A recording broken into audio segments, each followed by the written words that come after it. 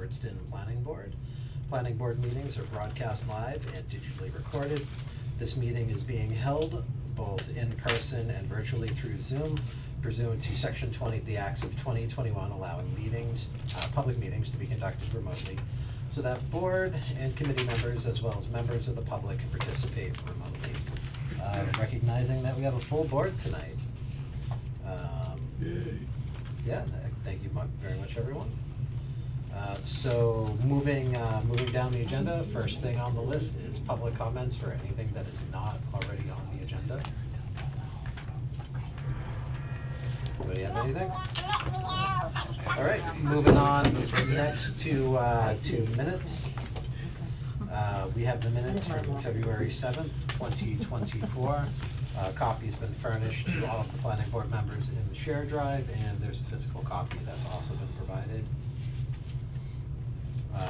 Does anybody have any questions about the minutes? Well, sure. I'm gonna make a motion that we accept the minutes of February the 7th. I will second 2024. the motion. Here in a first and a second, any corrections?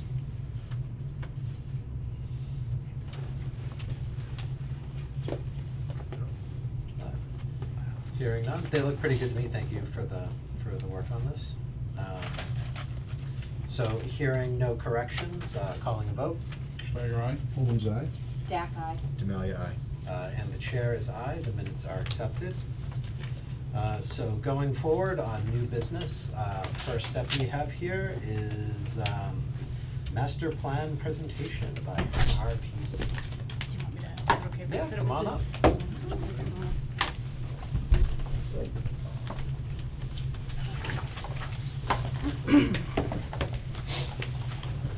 So thank you for having us back.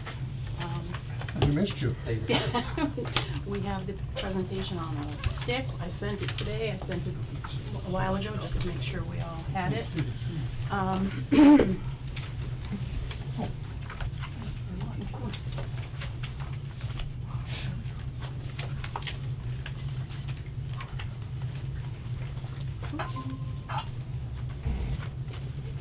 There we go. So I know that you have a, quite a full agenda tonight, so I don't, I'll try to cover as many things, and use your time efficiently tonight. So, I don't know if you want me to tell you when. Do this, and then I'll know. Okay, so. We'll have him do it, get close to you. No gang signs. Okay, so tonight, I'm just gonna briefly go over, some recent, master plan work. I know this has been in the works for a long time. I kind of picked it up a couple months ago, to try to finish it out. We'll go through some of the, excuse me, land use chapter. I know that there was interest in going through that. We'll touch on the implementation chapter, and then we'll briefly discuss some next steps and some timelines that works for the town. Excellent, and can you two please just identify yourself for the record? Absolutely. We know who you are. but- Absolutely. I'm Tracy Murphy. I'm a senior planner for Montechusett Regional Planning Commission. Jonathan Voss, I'm regional planner at the Montechusett Regional Planning Commission. Thank you. Okay, so recent master plan work. Some things that we did is we updated some of the data, because some of it was pretty old. We reworked some goals and actions. We compiled chapter 1 and we updated chapter 9. You have a spreadsheet in front of you, I believe. Everybody has this? You may not have that. What it is it just, what I had to do to get myself up to speed on this project is I went through every chapter to try to see what needed to get done, needed to be worked on. Mostly, the updating of the data was probably the most significant thing, but there was also in the goals and actions chapter, or part of the chapter, there was a lot of narrative and there wasn't a lot of direction. And in my experience, a master plan is useful when it has specific goals and actions. So a lot of the information in those chapters previously was good information, so it got incorporated into the body of the chapter. And then the goals and actions became more pointed and direct goals and different things to do. Also, Mr. Chairman, doing a quick I can't possibly read that. Is there any extra copies of the handout? there's, I did a half a dozen. Okay, never mind. Yes, there's introduction and chapter 9. Yeah. Thank you. So, briefly in chapter 1, which you have in your packet, is an introduction. In the introduction chapter, pretty much, it outlines, it introduces the project, outlines the, purpose, of the master plan. It outlines the required components. It also includes information on public participation, views, and surveys. And it also outlines the overall community vision and goals for each, specific chapter. I hit the button. That's okay. So some of the key findings, because in this chapter, you also talk about, different views and things. I read through the 2021 survey and saw the, top things that, the 5 biggest problems the town is currently facing, according to this survey, and also the, 5 biggest problems facing the town in the coming 5 years. Of course, this is in 2021, but a lot of this is still, prevalent. And then,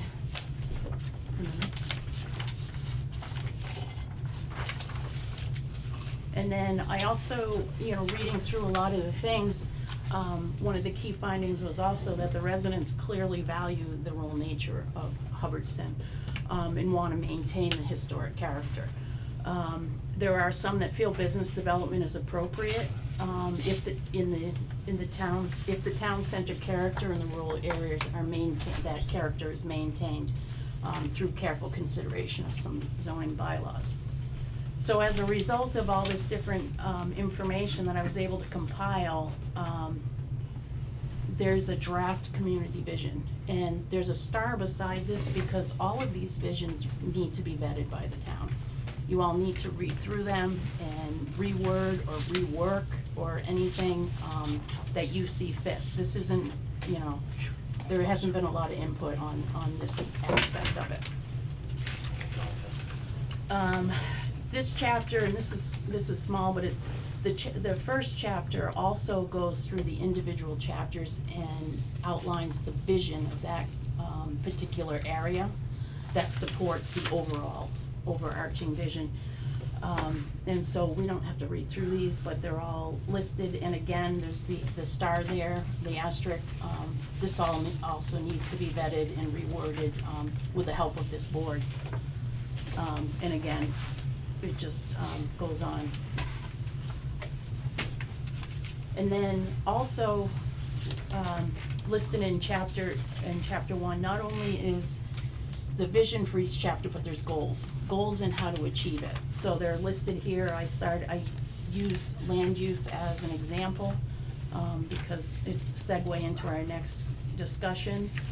But you can see, the land use vision: promote a sense of community and preserve natural and man-made features that contribute to Hubbardston's rural and historic character, while ensuring that housing opportunities are available for a broad range of people and supporting commercial and industrial growth that will fit in Hubbardston and contribute to the community's quality of life and fiscal stability.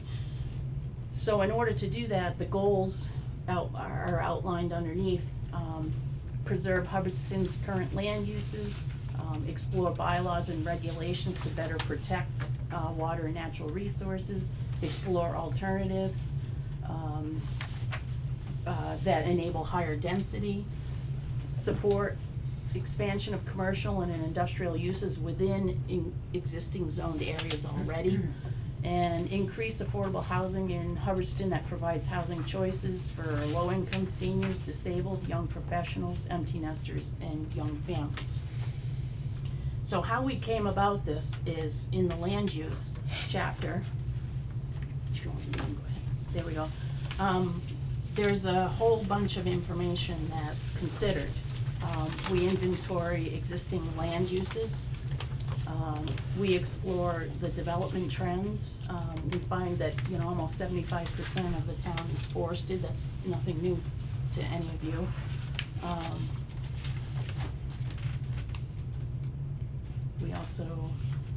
We look at open space by ownership.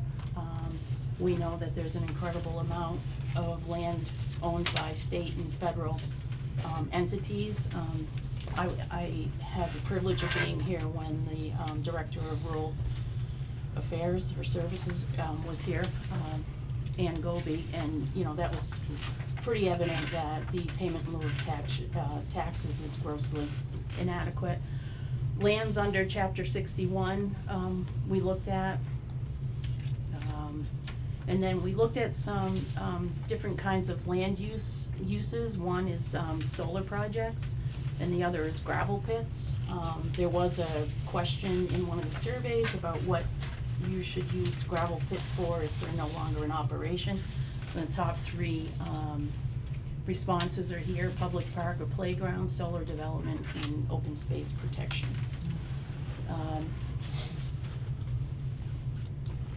And then we look at the zoning, what's allowed in each zone, and to see if there's any areas that could be changed or improvement.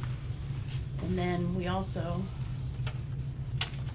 we look at smart growth, and we consider smart growth principles, and then we look at the current zoning to see if there's any improvements that can be made in the current zoning regulations that would support smart growth tools and techniques.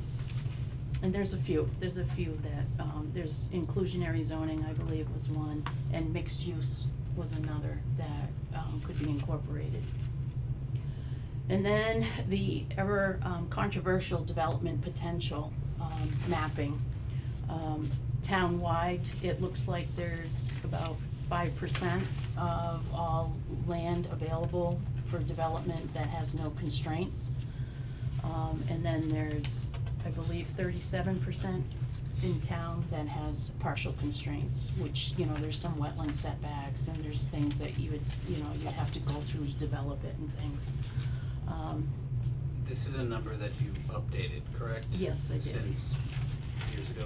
Yes. Commercial, there's no property that's developable without constraints, but there is 48% that is with certain constraints, so there's certain hoops that you'd have to go through. Town center is the same thing, there's no developable without any constraints, and there is 46% that's developable with some constraints upon it. And then finally, residential is where all your developable without constraints is located. So after we look at all that, you consider, from the different surveys and things, and then the last draft that I read, we came up with a vision.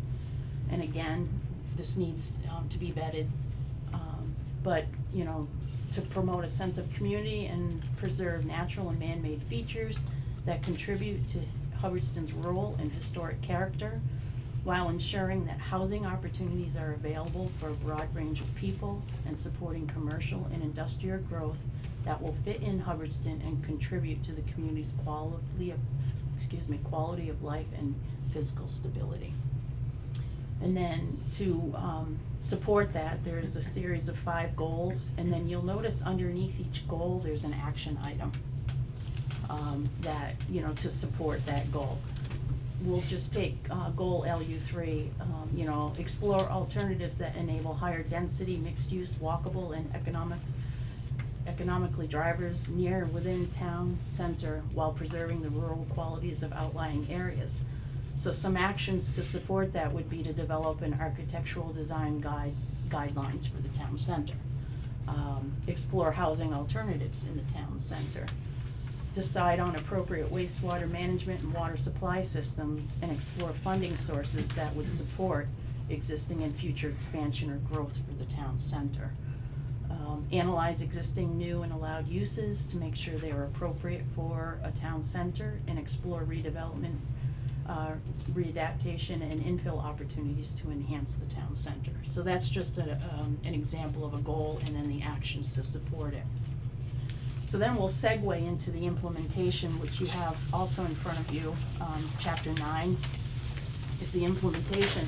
And what that chapter does is it takes exactly what we just talked about, the goal LU3, and it lists the action items, but then it assigns responsible parties. And to me, in my experience, the implementation is what makes or breaks the usefulness of a master plan.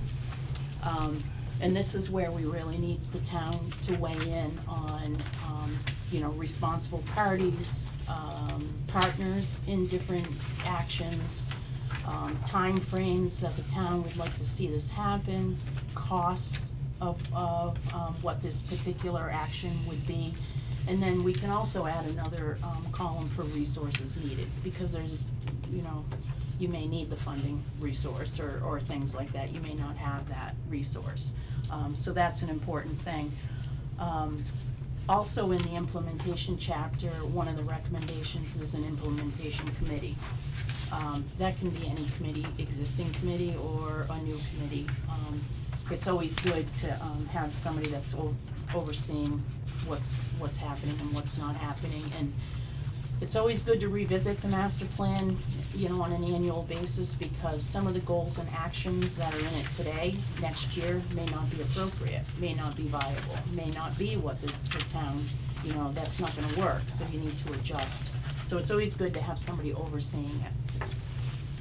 And then, the next steps, planning board input on chapters, vision, goals, and actions, is something that, on the same spreadsheet that I have, I also have another page with comments. I track the comments, so any comment I get in, I keep track of it, and I mark if it's been implemented or not, or if I need more information, or if I need to reach out to this board, to find out, excuse me, how we wanna incorporate that. Gathering input on the implementation matrix is something, the town will need to do with different departments, different boards and things like that, so that we can incorporate it into the plan. And then MRPC will integrate all that input and those comments into a final draft. And then, depending on how the town wants to handle it, release a final draft for public comment. It's totally, we're on your timetable. I don't know, when you wanna get this wrapped up or anything. After the comment period, I'm prepared to input any public comments with the help of this board. I'll come back and we'll go over any comments that we get to see if, the appropriateness or not of implementing them. And then we turn it over to the planning board for adopting and how you wanna present it to the town. Great. Questions from the board? Not a question, but rather a quick comment. I really was intrigued by, in a positive way, the numbers that you came up with, specifically when it came to the land use. Yes. And I was wondering if the source of some of this information can actually be detailed in terms of where some of these numbers that you have. Sure. You got them. Yep. The reason I'm asking this is because the town administrator and I have been working on the watershed, as you know. Yeah. And I see a lot more acreage here Okay. than what we are seeing by DCR being reported, and for which pilot money is actually being Okay. reimbursed. Sure. And I'm not saying that they're not doing the right thing, I'm just simply saying is that I'd like to be able to reconcile the sources of information that you have against the ones that are actually published and the ones that I officially see as reimbursable through either pilot program or state-owned land. Sure. And it will be incredibly helpful to know where the deltas are and how do we account for those. Okay. So that's just Sure. something that jumped out right away. Can I just clarify, that's table LU2, correct? That is correct. Okay, That is all right. LU2. Yep. The other thing I did wanna mention here is that, and it goes in line with this here, there is some mention about, watershed, DCR and watershed. And I think it's very important to note here that the town of Hubbardston, even though, and it's not just the town of Hubbardston, it's really all of the watershed communities, at this point in time, we contribute to the wealth of this natural resource that the Quabbin and the Ware, et cetera, receive. And what is very interesting to me, and it's how to phrase and how to put it is going to be very delicate, but we as a town and we as towns are not recipients of such benefit. And if anything, it is actually a burden on a town like ours that encumber our development oftentimes, specifically our economic development. So if we look at commercial development in a town like Hubbardston, oftentimes that is hindered by the fact that we do not have water resources that are readily available unless you bring it out of the ground, and we definitely do not have sewer. Right. And that's a very, very big hindrance, and I think one that people realize, and it's certainly it's a big problem for towns such as ours. Sure. I do remember Director Goby bringing that up. Yeah, yeah. You know, that, you know, this area of the state's responsible for the fresh air and the clean air and the clean water and things, and there certainly isn't the compensation,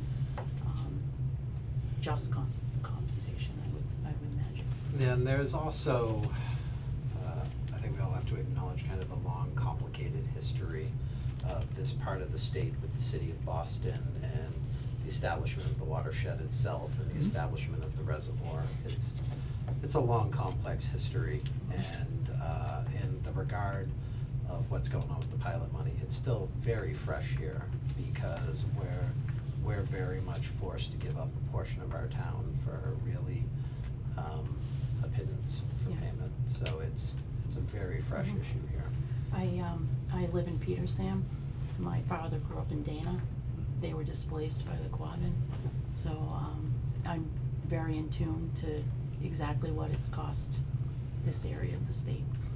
It's actually very interesting. I think your state rep and your state senators at this point in time are working with the MWRA to try to put a surcharge, if you wanna call it like that, of, I think it's like a nickel per 1,000 gallons, on MWRA customers.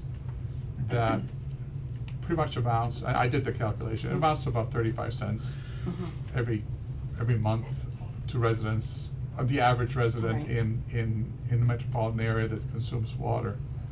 But interestingly enough, for the 6 towns, it represents roughly about $3.5 million worth of Yeah. revenue that would yeah. potentially come in that Yeah. can substantially help. And it's certainly something that, again, the TA and I have been talking about, because I think we need to make sure that our own representatives are tagging along and maybe just increase it by a few more pennies and maybe get a broader segment of the affected communities to benefit, which we're not.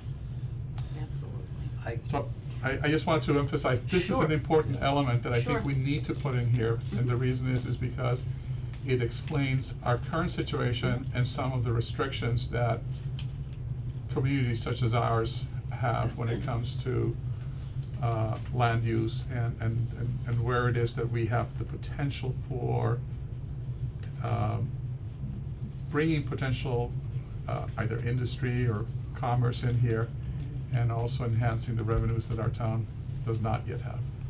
Absolutely. I will reach out to Ann Goby's office and just Great. to try to get some insight, and then what I'll do is I'll integrate some of that information in here and I'll send it along, and then you can look at it and, you know, if there's anything else you want me to add or edit, I'm happy to do that. Really appreciate that. Yeah, I know that.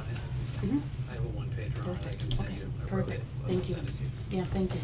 I know there's not a lot that's necessarily gonna be directly actionable by us on that, Mhm. but I think it's important to make it into the master plan, just because that's something that people, there will be other people sitting in these seats. Mhm. And having it recorded in the master plan, just so they can be caught up on what we were thinking and where it was at, and, I think is helpful. I absolutely agree. The other thing that has come up is open space, our open space committee. Mhm.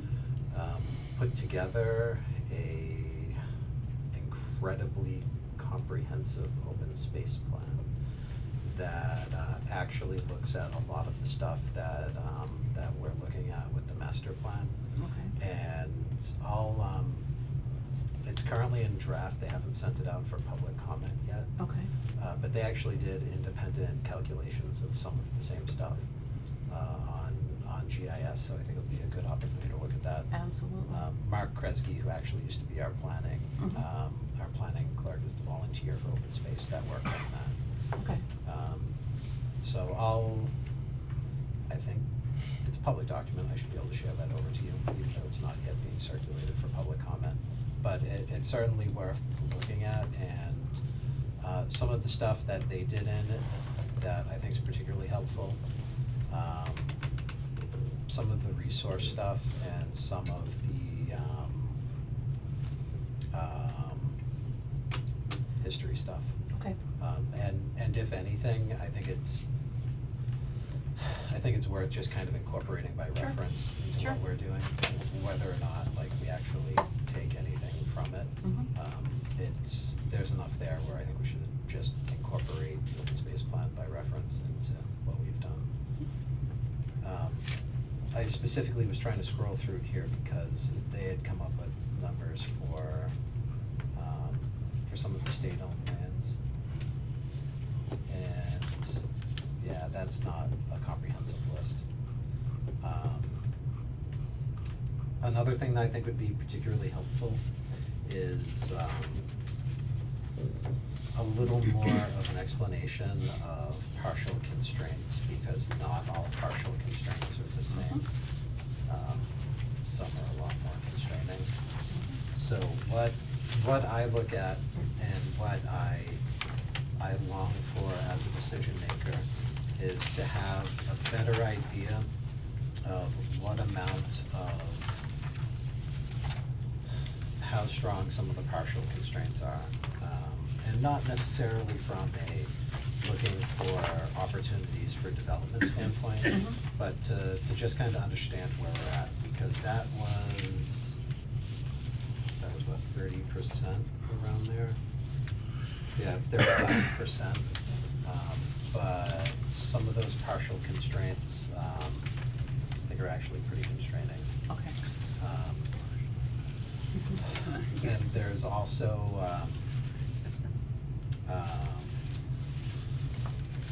well, I guess it wouldn't go to partial constraints. We have some lots that are essentially just undevelopable because of, well, I don't know, I guess that is a question on whether or not that goes to partial constraints.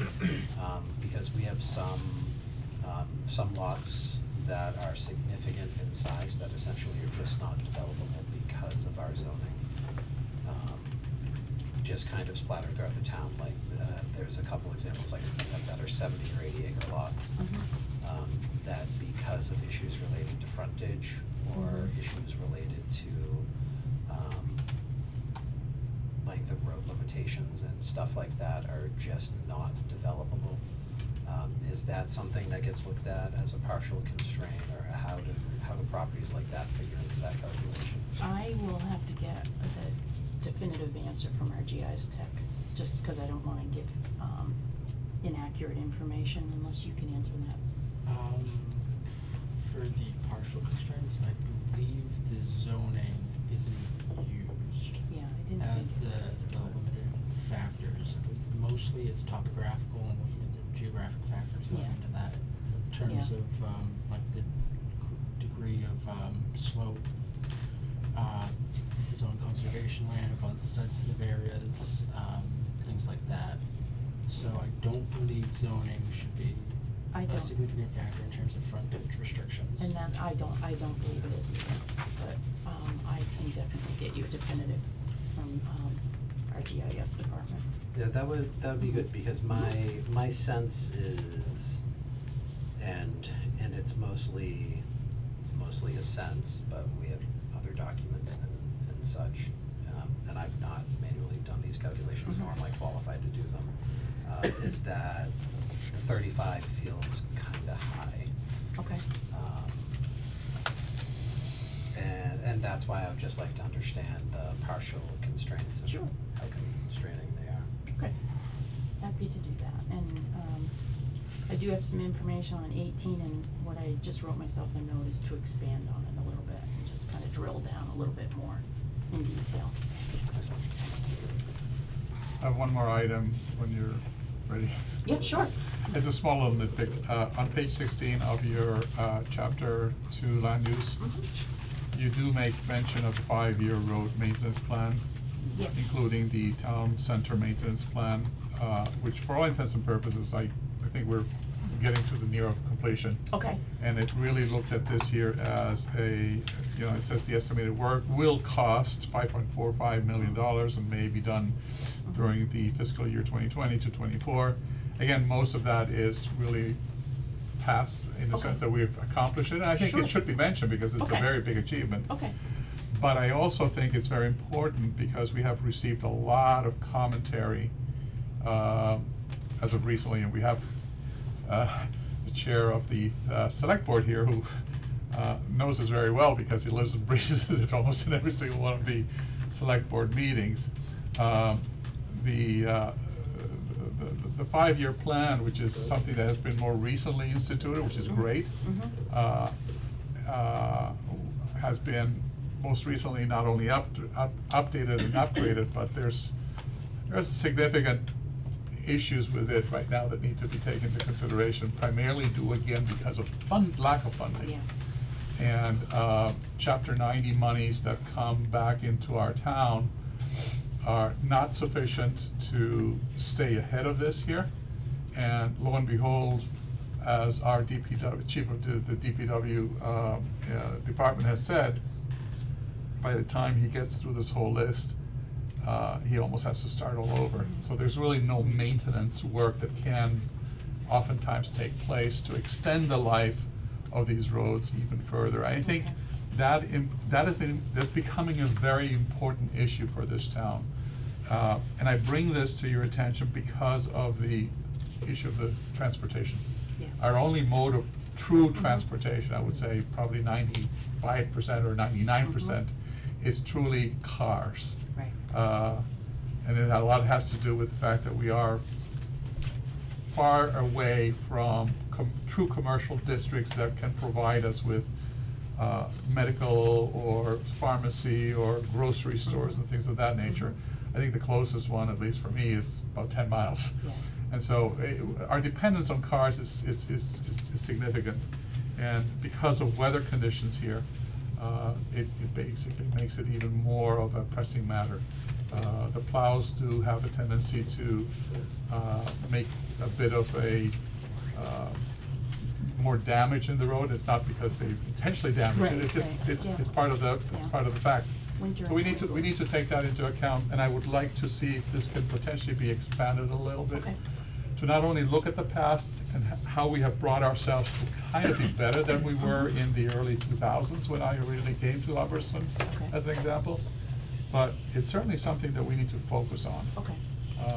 In order to make this a more viable, community Sure. when it comes to transportation.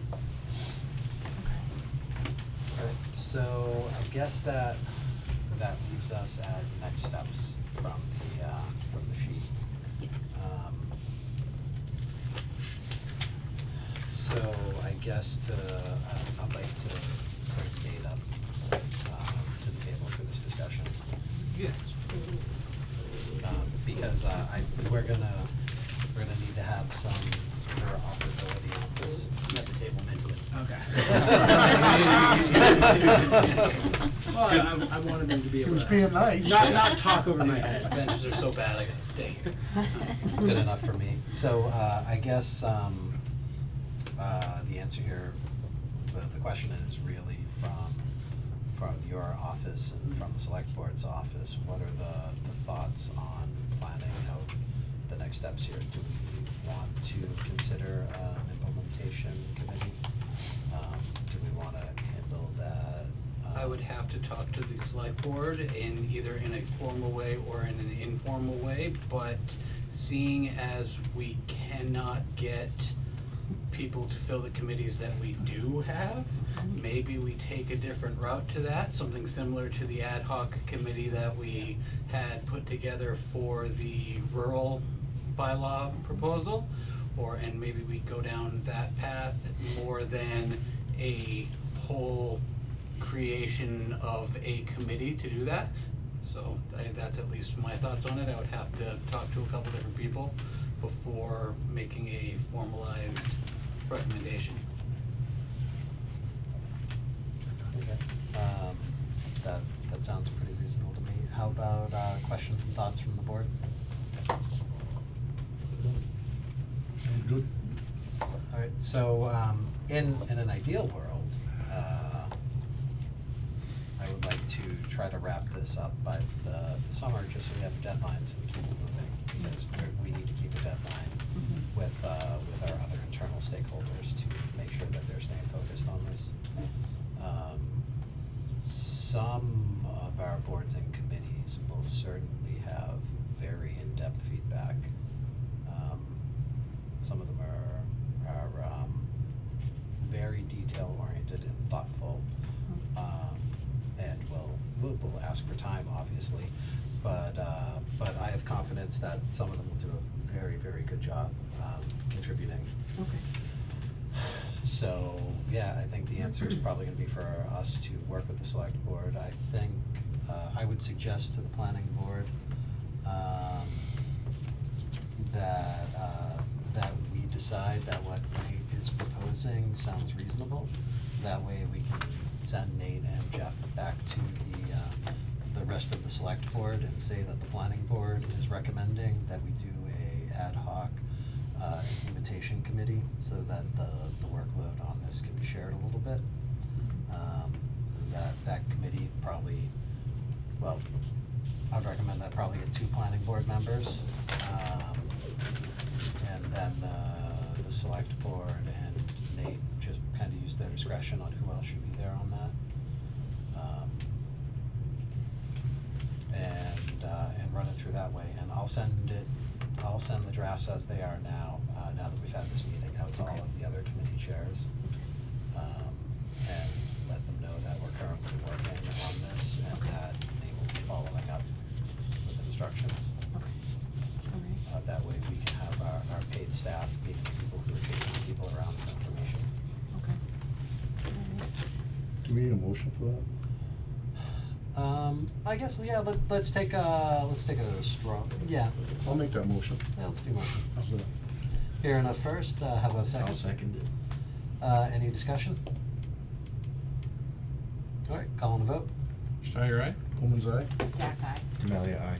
and the chair is aye, so, we recommend to the select board that a ad hoc committee be appointed with 2 planning board members, and the rest as to be determined by the select board. Yeah. Good. And then, can I coordinate with you about like timeframes, or? Sure. You know, we Yeah. can just figure it out, that way there's a time, you know, there's a cutoff, and then we can get this We have to wrapped start up. the next one pretty soon, so. I mean, it's gonna be open space, that You has used to most by feedback. then. Okay, And- no, and that's great. And a lot of it, I think, will be really good, Yeah. because there's a lot of people spend a lot of time thinking about Yeah. this stuff there. I look forward to seeing the draft.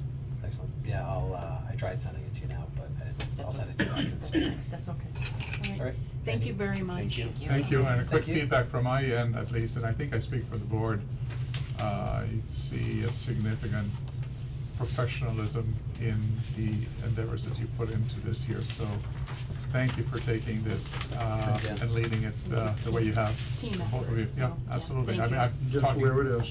Yeah. In terms of where Thank you, where you folks are taking it now versus, what we had seen, where there was some difficulties in the beginning, and I think Yeah. this has really turned a nice corner. Yeah, I definitely agree with that. I You know, appreciate that. things got weird during COVID for everybody. Absolutely. So everybody being able to come to the table and just agree that we just need to take some steps to finish this execution. Absolutely. Very good. Terrific. Thank you. Thank Thank you. you, good night. Alright, so moving down the agenda, which, It's gonna be in Copy here. administrative matters, green. I know, but I took it out of the folder. Places? Yes, Places Associates, for the rural opportunity. I know, but Oh, look at that, brownies. That's for you, just in case. Thank you. yeah, are those brownies still warm? They smell like they. Yeah, they are. They smell warm. They were warm when I left the I mean, they kitchen, and do. then I put them on the heated seat Yeah. in the car, so now my car smells like brownies. Gross. Just that second. What? Get food, but That's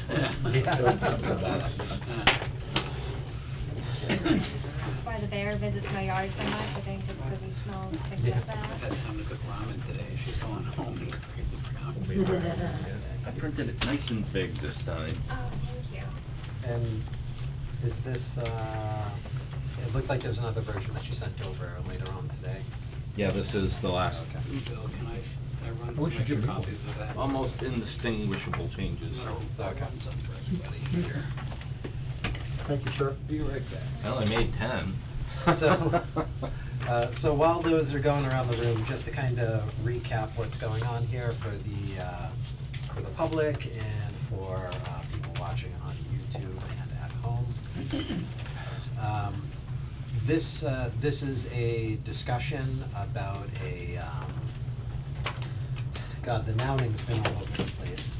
But a bylaw to essentially enable accessory uses for agricultural properties. And we talked about the nouning a little bit more, but this has been a process that's been in development for probably about 3 years. There was originally discussion at the EDC and the select board, then a advisory committee was formed by the select board and the planning board with a bunch of different stakeholders, and that committee got together, came up with a draft, then presented that to the select board and the planning board. It was then held for public comment at a public listening session, and based upon that, we made a significant amount of revisions through our consultant.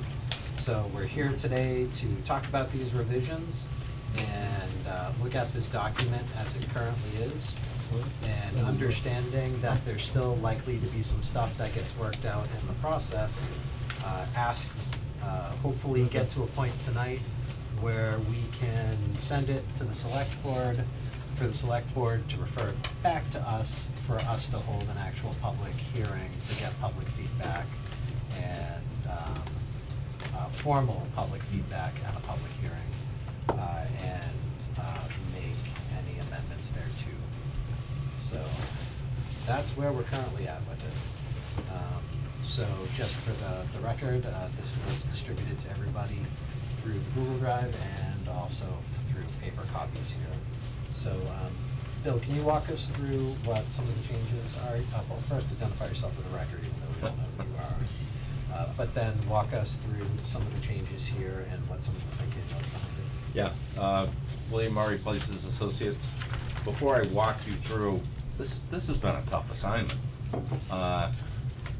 The problem I have when we're trying to develop bylaws is trying to contain any interpretations.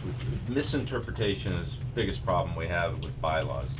And this bylaw is broad. I mean, the intent of this bylaw is exceedingly broad. And it was crystal clear to me, listening to the listening sessions and hearing all the comments and understanding where it came from, that it is the intent of the town to have a very all-inclusive, easy to maneuver bylaw. So those are at opposite ends, because I can't describe what you can do without going into great detail as to what you can't do or shouldn't do. So this bylaw has a give and a take on it, so we tried to put some constraints on it. And I'm sure as I go through it, I'll explain what I'm talking about, and I'm sure there'll be more comments. The first thing we did is we called it Article 25, because we have 24 articles in our current bylaw. I didn't know if we were gonna overwrite a section of the bylaw, the existing bylaw, and renumber, so we put it at the very end.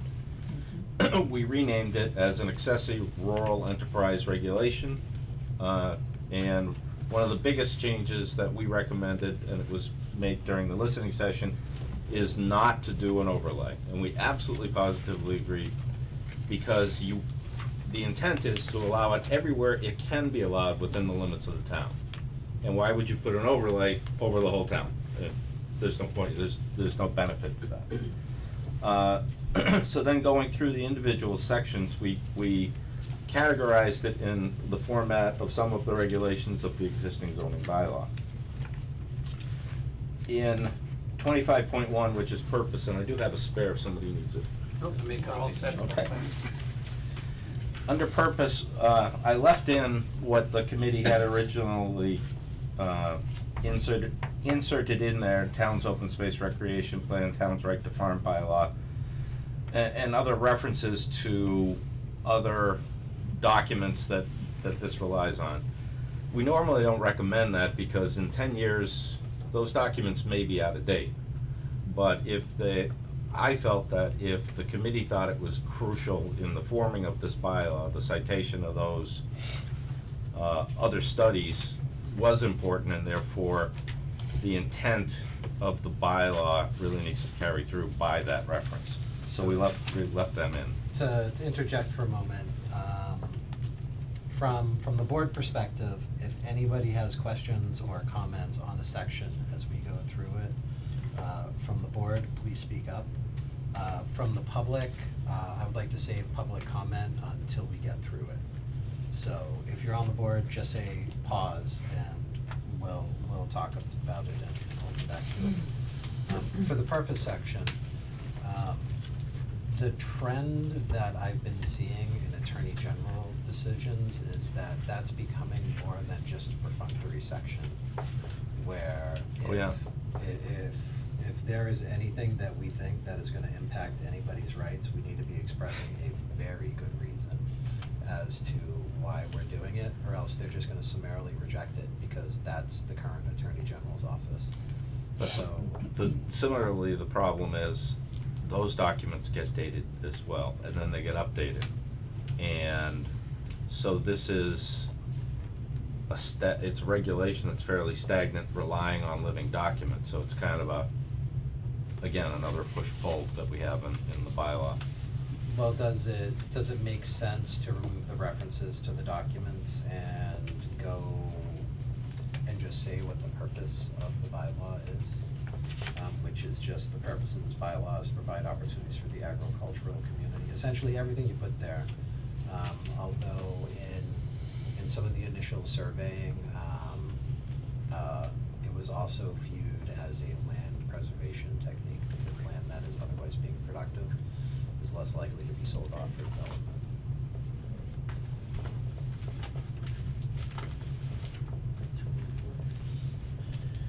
You didn't think about that?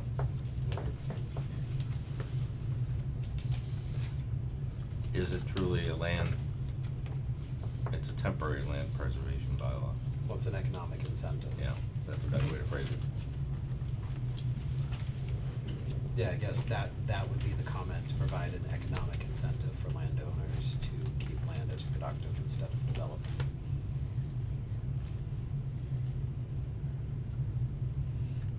Or something along those lines. Okay. Yeah, I like that. Alright, so how does everybody on the board feel about that? Sounds good.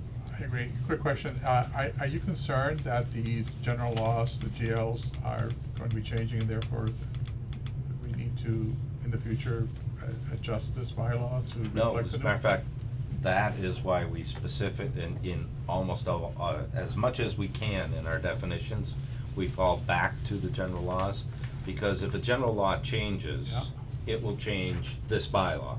Correct. And if a general law changes, you won't have to do anything.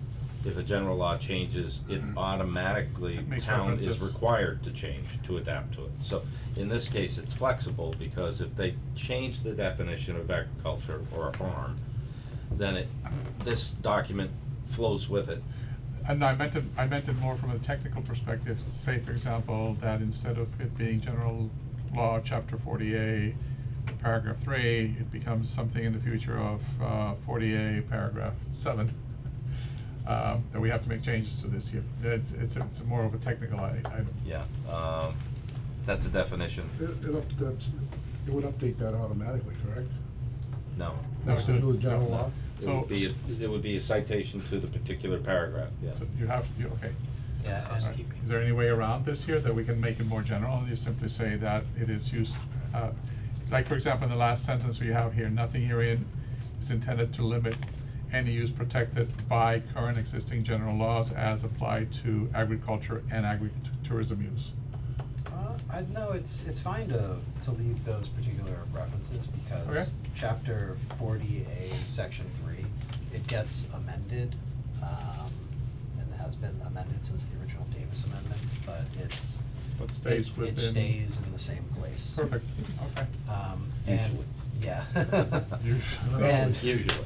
and to that point, there was a Senate bill that was pending last year that we looked at that was going to set new definitions for agritourism and a couple other things, and I don't know that it made it through, but it's one of those things that is going to make it through eventually, because it has a persistent lobby behind it, and what we're proposing here is consistent with that. So far. Yeah, although, I don't know if we sent this over to you and prep materials. I don't. Well, I don't think we did. Well, I'll need to take a look at that again. But I don't think that holds us up from what we're doing here tonight. Okay, moving on? Yes. The authority, again, it wasn't really clearly stated originally, so we've simply said it's, under the home rule bylaw, home rule amendment. So the town can independently enact its own requirements. And I added this second sentence to applicability and authority, and this is a very big sentence, it's very important. So this bylaw shall apply to any property meeting the definition of a farm. It is intended that the uses provided for herein are accessory to the principal use of a farm. So this is my way to try and contain this bylaw, but you have to understand what I'm doing. If you have a farm, you can do anything in here. If you don't have a farm meeting the criteria of, and I'll give you an analogy, meeting the criteria of Mass General Law, you can't do this, any of this. So if you're a blacksmith, a farrier, and you don't have a farm, that's not an allowed use under this bylaw. This is my attempt to contain it, but I'm not sure that's what the town wants. You want those kind of accessory but not on a farm uses. That sentence alone will negate that. That's a challenge that, say, the advisory committee talked about at great length, and I've had a couple of positions on it, and yeah, the intent was to try to make it as broad as possible, but there's ultimately a drafting problem that comes up, because if that sentence is not there, then this becomes something that is very, very wide open. Crazy. And then needs there has to be, well, and this is what I come back to, there has to be a gatekeeping device on this. Well, we could moderate it to say you are a farm or a use listed herein. And then we are defining it to the uses listed here and not necessarily as part of a farm. Because those operations are a big part of the farm. But if you're just a farrier, and that's all you do, But what if you own that farm too in town? well, that automatically, yeah, you're safe. But Are if you sure? you're in support of agriculture, but you don't have it on a Okay. farm, then you can't take this, you can't use this regulation to your benefit. So So to talk through how it is now, because I recently sat in on an informal zoning determination with our building inspector. If we were to talk about an example like a farrier, if somebody was doing that at home, first of all, they go to people's property to shoe horses, so you'd Most of them mobile. Yeah, you'd be storing the equipment Usually, and but doing. not always. Yeah, mostly storing the equipment and doing prep work at home. If you were keeping horses or boarding horses through the property to shoe them, that probably becomes agriculture, but that's, Right. but if somebody was running a business like a farrier supportive of agriculture, for the most part, they would be doing it on farms. The portion they'd be doing at home would be storing the equipment and doing prep work, and that probably would be covered as an accessory use under home occupation as long as it had no more than one non-related employee. Right. So the farrier example in particular works out. Okay. There's Well, some that certainly don't. We can but- find any number of examples Yeah. where there is somebody in support of agriculture. Well, even in here, we have an agricultural store is allowed, but they're almost never on a farm.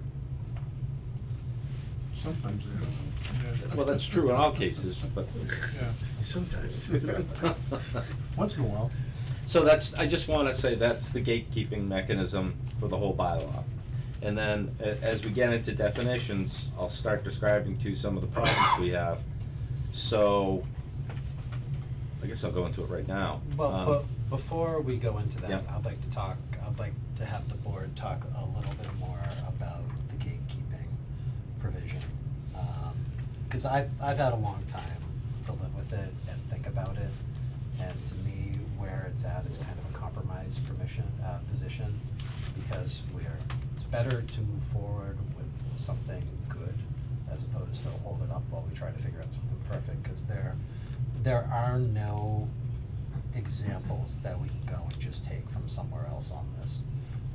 Rutland has one that is purely agricultural accessory, which is pretty close to what we're doing here. Yeah. Bolton has one, but it's way more restricted because Bolton has fairly restrictive zoning to start with. So there's nobody else that we can kind of look back at and say, here's somebody who did this the right way, we are doing this for the first time. So what's everybody's thoughts and feelings on this? On is that the right gatekeeping position?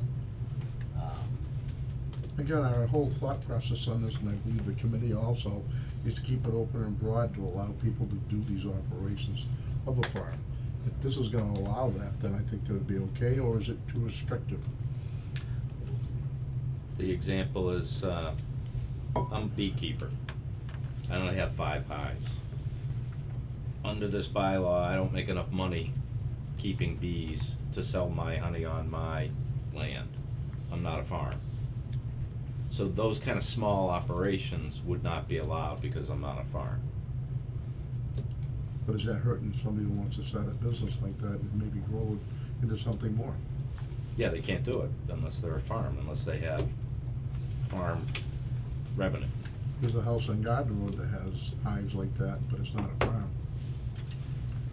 What do you But, say? but is it for the purposes of selling the product and therefore getting Well, an you economic just- benefit? Yeah, you're just not enabled by this regulation. That's So just to pause for a moment, because there's a whole bunch of itchy hands around the room on this topic, so. I know I said I was gonna take public comment at the end, but let's take a little bit of it now. It's not clear to me, Bill, as you're saying. Please identify what- yourself for the Please. record. We know who you It's are. at 5 but- Brigham Street. Thanks. So it's not clear to me as you're saying, what you're saying they can't do.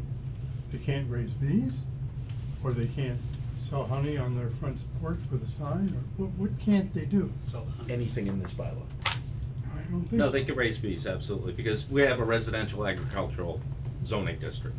And it's pretty permissive in terms of what you can do. But what this is supposed to be is an economic incentive, an engine. And you don't get any benefits from this bylaw if you're just a small person that doesn't generate enough money. But you can raise bees, you can make honey, you can sell it down at the farmer's market, all that Correct. stuff is still there. Yeah. Okay. And the guy on New Westminster Road sells his blueberries every year, and nobody's gonna bother him, and this doesn't necessarily, it sort of prohibits it, but. Well, that's what I- I would like to understand, how would I Right. prohibit it? Because I think that's the key question, because That's people important. who are in town currently conducting Small. some small-time business. I mean, I would even take the example of down on 68, there's somebody who has sometimes little plants and vegetables, and they sell things. Yeah. I mean, are we gonna tell them they can no longer do that? Because we're gonna have a lot of people up in arms as a result of that. Yeah. So, to take a step back here for a moment, and why I think this pending bill that that either passed or is gonna be brought back up again, it attempts to put gatekeeping provisions like this into the state statute on what qualifies as agriculture and what qualifies as agritourism. And it does two possible gatekeeping, and this probably is what we should do. So the first one, it takes, so in this you mention 40A section 3. Well, 40A section 3, it actually pulls in the farming definition Right. from chapter 128 section 1B. So it adds protection to agritourism activities that either generate no more than 25% of gross farm income, so that's one prong of the test. Of the remaining income, at least 65% must come from the sale of the product grown on the farm or qualifying Massachusetts farm, a minimum of 35%. But then what it does that's different is two. A non-farming property owner may conduct agritourism on a property that A, at least 75% of the acreage of the property is dedicated to traditional agricultural activities. B, at least 50% of the agricultural product produced on the property, either by gross sales or volume, are purchased by the property and utilized in the agritourism activity. I think they have a typo in the pending bill there, I think so. but the logic, I think, applies, and maybe that's a better way to think of the gatekeeping, because it ultimately accomplishes what So what's the citation on that? I'll email it to you. It was Senate Bill 2643. Who's gonna look it up? I don't know if it passed, but I know it was brought up, and I know that there's a concerted effort to keep bringing it up until it passes in some form. Good point. So that's why I think it's potentially a reasonable place to look, and I know Nate's Yeah. probably looking to pull the history on it right now since he used to work in the State House, but, or he's just refilling just his getting cup. caught. What's going on? He's crying. I was suggesting that perhaps you just left the room to look up the legislative history, since you're very familiar with it from working at the Nope, State House. just filling up this water bottle. Yep, nope, that's what we realized. But I think that way of thinking makes sense, because that encompasses the rural character, which is important to everyone. Yeah. And looking at the land for the land use type. And it's something that was discussed at one point at the advisory committee, but because of the way we went, we didn't look at it again. Okay, so, as I said, every time I think about this bylaw, I get a headache. So the enforcement or interpretation of what is a farm then will fall to the building commissioner, and what will he be required to do to confirm that you are a farm and eligible for the protections under the bylaw? Do you need your IRS farm filings? I mean, Do we want the to- first option? If we were to adopt the test that was proposed in this bill, under the first one, yeah, it would be showing some kind of income. But I would postulate that under the second one, it essentially would be a map of land area. here is farm, here is the percentage that we're using for traditional agricultural activities, And here's the amount we're using for the accessory use, which is 25% of the property or smaller. So I think that that's a way to look at it, and the challenge is we kind of missed the boat on this by about 20 years or so, because a lot of our true commercial enterprise farms have already gone. Yeah. And the majority of farms that we have are either farms that people are trying to bring back to life, gentleman farmers, or people doing it in retirement. Right. So. And again, we gotta keep in sight Yep. the fact that we don't wanna push anybody out of it, Yeah. with these regulations. Absolutely. So, Whitney, you had a comment? I do, so, with the understanding that when we've been on the committee. Can you identify yourself? I'm for so the record? sorry, Whitney Freiberg, 7 High Street. Pardon me, was that a farm was 5 acres or more? That's what we determined when we were writing this. when were We creating have this. that in there. You do? So, So that's where I see a little bit of pushback is for people who have some kind of agricultural enterprise that they want to, to make a livelihood from, not having those 5 acres to be able to do it. but you can still qualify as a farm under state law on the 2 acre minimum that Hubbardston has under zoning. Okay, Yeah. okay. Barely. Through But dollars. should we mention that in this bylaw? I think so. So what We don't I'm- need to. What I'm going to suggest, and the board can feel free to reject me on this in order to keep us moving forward, and also,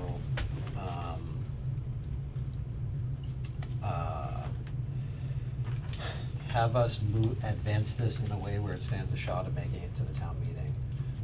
I would like to suggest that we insert for applicability the language that's in this bill, which would be what I had previously read in. Which is done from where the accessory use either where there's an income-based test and where there is a acreage test, and that becomes the gatekeeping. Because then you get to cover people who have the property and it's not necessarily commercial, cause like if somebody has like a 50-acre property and 75% of that is being used for horses, and then they wanna do a business that's supportive of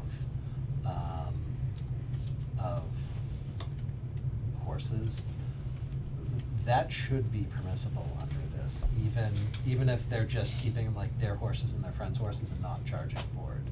Because it is what the intent of the Right. rule was meant to do, which was get people to keep it as a horse farm or So, a farm in general. using your analogy, if you're in forestry protection 61A, that's a type of agriculture. So if you have 30 acres and you have your property under forestry protection, you can do anything in this bylaw. It's all allowed because your property is for forestry use. So that's just, any big piece of land is gonna fall into this bylaw like that. Well, which from an eco-tourism standpoint is one of the things we were looking at, because from the conversation that we were having earlier in the master plan about how we have some parcels that are particularly locked up, this is potentially a way for them to be contributing, because if somebody was to use it to put, say, trails. Right. Mushroom or- hunting.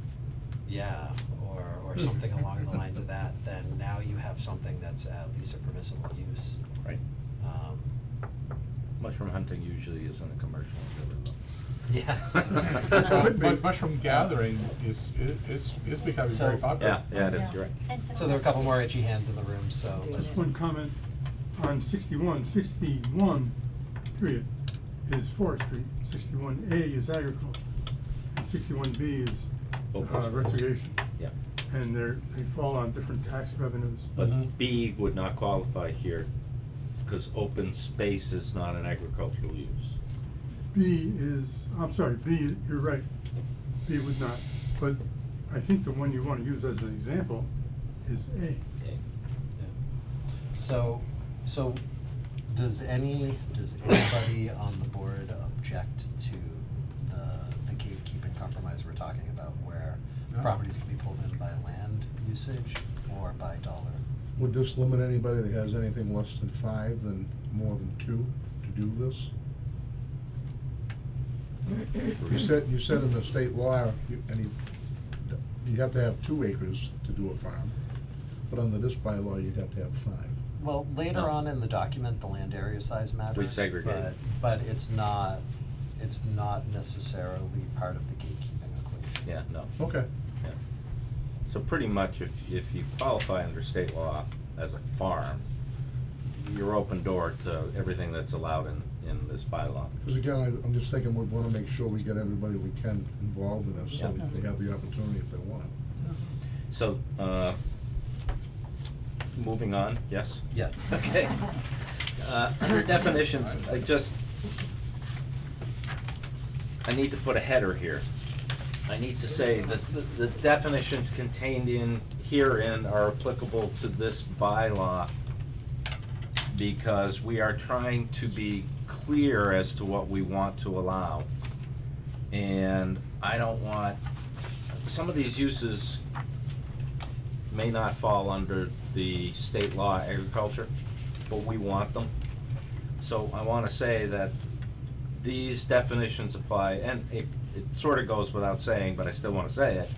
These definitions apply to the interpretation of this bylaw. Isn't that automatic with the bylaw anyways? These are the definitions. of- Yeah, but I like to be wordy and explicit at the same time. I mean, I don't have an issue with adding that language. That way, I'm just trying to lump it all together and make sure everything that everybody intended, even if Mass General Law doesn't say it is per se agriculture, our intention is to consider it that. Right. So, does anybody want me to read these, or you just wanna go through them, or how do you wanna do that? Does anybody have, I guess, we'll ask the board, does anybody have specific questions on the definitions? Because I think the part where there's gonna be a lot more talking is actually in the next couple sessions, so just in the interest of time. Yeah. I'm all set. I read them. The word all shouldn't be used much. I mean, Where? you can't say all its branches. Where we're, Almost, you use it many times, there's including but not limited to, those kind of phrases don't belong in laws. Mm. They just, destroy your gatekeeping ability. So we don't need to find them now, but you know what I mean. thank you for the comment. All right, so I guess that moves us on to. That's a good comment, actually. Yeah, well, I'm sure Carolyn's also gonna pull out some of that. We're gonna send it through Carolyn before we hold it for public hearing this time, just because of how challenging the AG has been. We added living history farm, we added that. Yeah, that living history Yep. farm is also specifically referenced in one of the bills, so. And then on the bottom of page 2, item H, I added that. And the reason I added that is, I had a friend in Templeton, in the fall, he would butcher people's deer. Or I have a friend that raises chicken, and 3 times a year, he and a couple friends get all their flocks together and butcher them down. So it seemed to be a pretty reasonable butchering application. But later on in this document, we say that slaughterhouses are not allowed. And we say that the raising of fur-bearing animals are absolutely not allowed. And I don't know if the town wants to expand on, there are certain things the state law won't let us do. We can't ban piggeries, swine farms, or whatever that is, because that's a form of agriculture, even though that is a pretty objectionable form of agriculture to a lot of people. So whatever is out of bounds, and slaughterhouses are out of bounds, they're regulated by Department of Agriculture anyway. Fur-bearing animals also are pretty well accepted as a common nuisance. So, anybody have a problem with my attempt at seasonal butchering? No, I thought, I saw it in the revisions, I thought it was a pretty good ad, and I know, a fairly high percentage of the town is pretty serious about hunting, so. So I quick think question we'd on like to this, see- quick question on this here, this is butchering, but without the purpose of it being for sale. Because that would be definitely restricted under USDA. Yeah, I don't go into that. No, but I'm I do not I'm trying to describe understand, that. I'm trying to understand here, if you say butchering here, so if I, say for example, you have 5 guys, they go out hunting and they bring a buddy along. From what I understand, they're not even supposed to give that additional person that meat, right? It's state law. So it is the state law, okay. But- So it will be covered under But state law, is no, what the you're saying. intent is that you're paying somebody to butcher down your animal For you. for you. Okay. That's already dead. Which is, okay, Yes, that is intent, because with the in understanding that, here- with the understanding, I'm sorry to interrupt you. Yeah. With the understanding that the animal that you brought will be actually delivered back to you. Oh, you pick it up. But what I'm saying is that if No, I get, my intent was you could, the butcher could take a portion of the profit and sell it if he were able to do that. Because as you go into our use provisions, if you have a farm, you slaughter up your animals, you wanna sell the animals. If you have whatever, I don't know if we can do that with game, we can take that description out, but the intent is if you slaughter, you're not a slaughterhouse, that's not your principal use, you're an accessory, you're allowed to butcher and sell the products that you butcher down. And that was the intent here. Now, if the game regulations, I'm not a hunter, so I don't know. go ahead. Oh, I looked at it as being a carve out from the slaughterhouses, Right, because I do see exactly. it being something distinct from an abattoir. That was my intent. I'd wanna investigate this a little bit further in terms of what the nuances are of this here.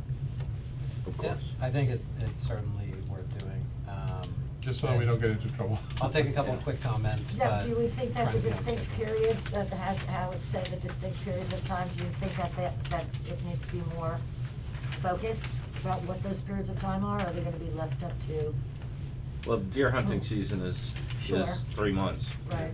It's pretty long, yeah. So, Quarter of a year. I would also just like to add that what we're trying to get to tonight is another step in the process, and hopefully we can get to a point where we can say that the draft as it is will send to the select board for them to refer back to us. That doesn't mean it's the final document, and that doesn't mean it doesn't get changed, because when it actually gets held for a formal public hearing, and it's not just a working session like this, we are within our right as a planning board to mark it up in whatever way we see fit. And additional public hearing, Yeah. additional public comment. Yeah, Yeah. so, Yep. as long as we are in the ball field of where we wanna be, even if there's still a little bit of controversy left on the issue, that's fine. Okay. Real quick, in the interest of time. Item E on the same page, farmer's market. Is this meant to be a farm stand on every farm? Or is this a farmer's market as defined by the state and under all the various regulations? It's that second one. Defined by the state. Yeah. That's the last sentence, minimum qualifications. Elsewhere in the law, there's all kinds of sell it off your property stuff. And, I don't know what the Board of Health is gonna think about this, Right. Yep. So we'll get to that. Yep. Okay. Matter of fact, we're gonna get to that right now. Permit procedures and authority, and this is where we got some input onto what the description of the process is, and then we pretty much went on our own and started writing it up. So, I'm gonna read it because the planning board shall act as the administrating authority for site plan review and special permit review if required by this bylaw. Otherwise, for uses allowed by right and not requiring a special permit, the applicant shall request a review of said use and advice from the building inspector by applying to the building inspector for the proposed use at least 30 days prior to commencing said use. Such application shall be on an application form developed for this purpose, and all application fees shall be paid for. The building inspector shall determine if a proposed use is by right and shall provide the application with a written opinion stating so or indicating that additional permitting shall be required. If additional permitting is required, the requirements noted herein shall be followed to make an application to the planning board. Such an opinion shall be provided within the 30-day period, within a 30-day period, within 30 days of application.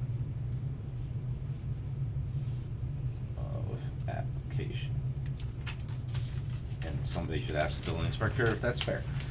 Failure of the building inspector to act within the 30-day period shall act as the issuance of a favorable opinion allowing the use. Real I think that's pretty pragmatic and straightforward. Uses requiring a special permit, you shall apply to the planning board on the form provided. The requirements of the application shall be per special permit and site plan.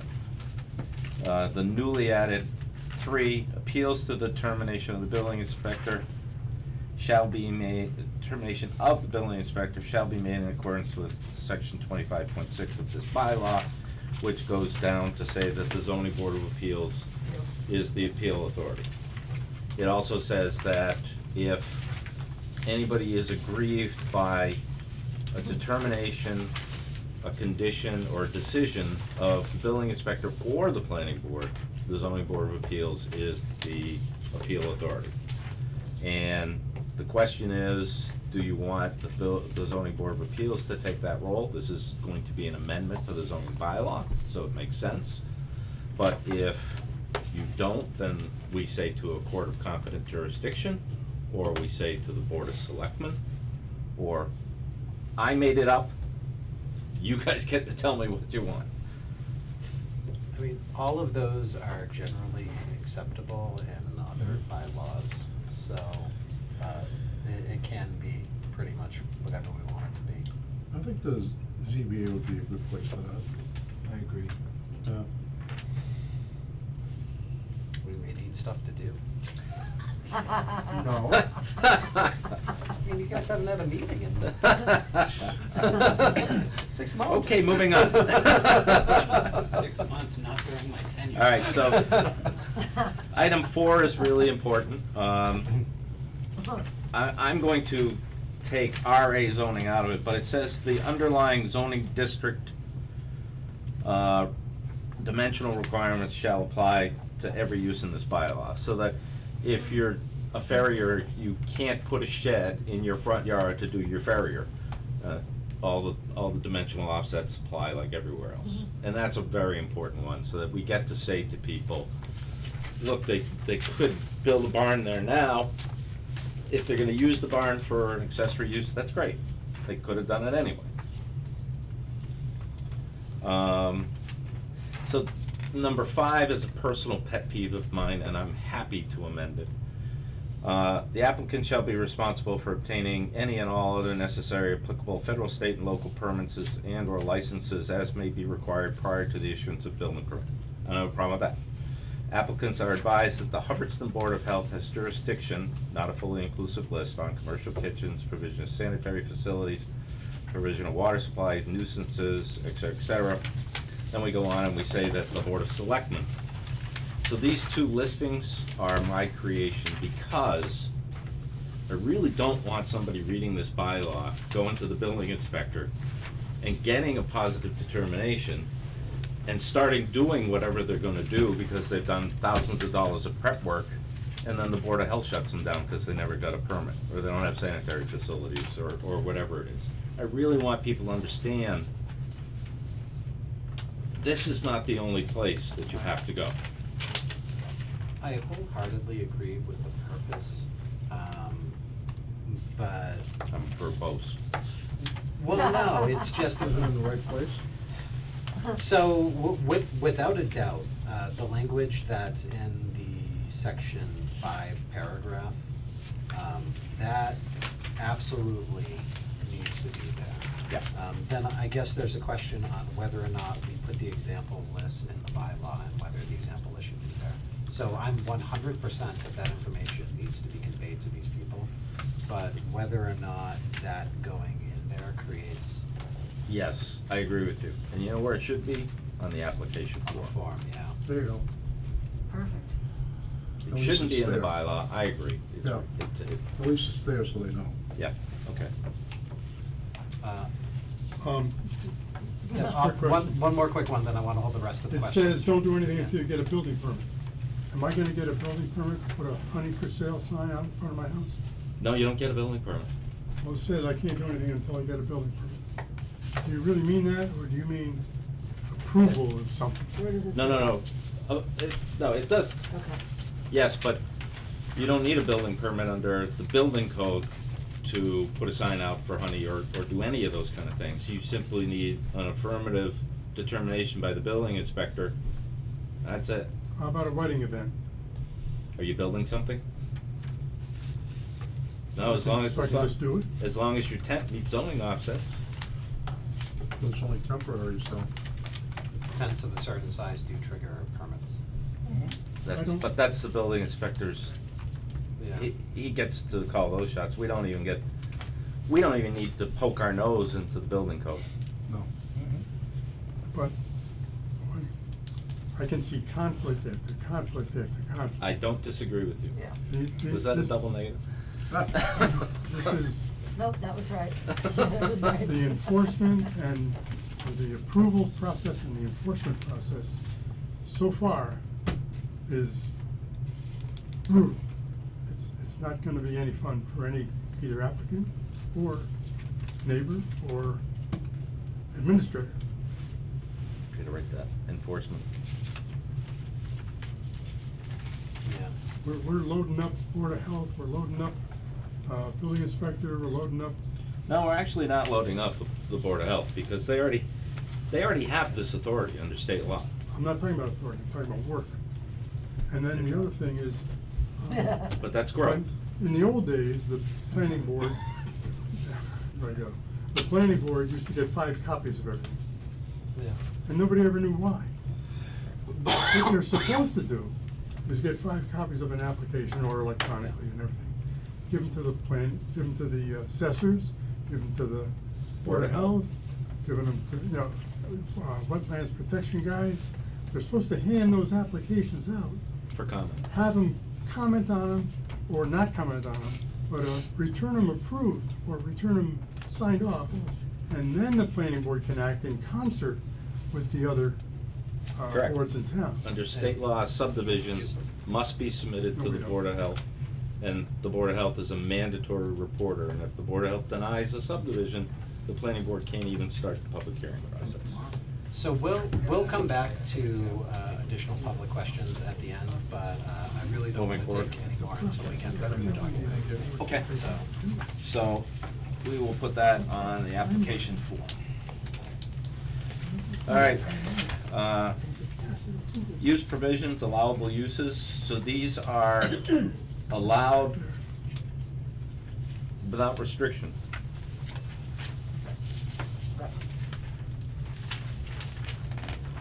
There is a restriction. You lied. Yeah, yeah. We go on to describe it, but pretty much these are allowed without restriction. Further on in the bylaw, it says, any use that requires, will have an occupancy of more than 350 people is a special permit site plan by the planning board. And we describe some of these uses that can only occur on, properties with 5 acres or more. so for the visitors, I think that has to have a time period on it. So 350 visitors or customers at the site at any one time.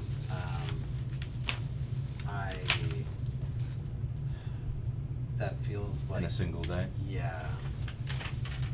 Because, Yeah, that number yeah. could blow up otherwise, so. Yep. Does anybody on the board have an objection to changing that to a daily instead of at one time?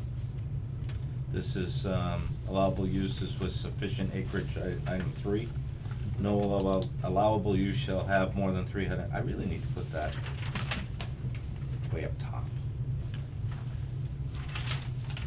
One day. Yeah. In a single day, Per day. per day. Look at that, 2 words.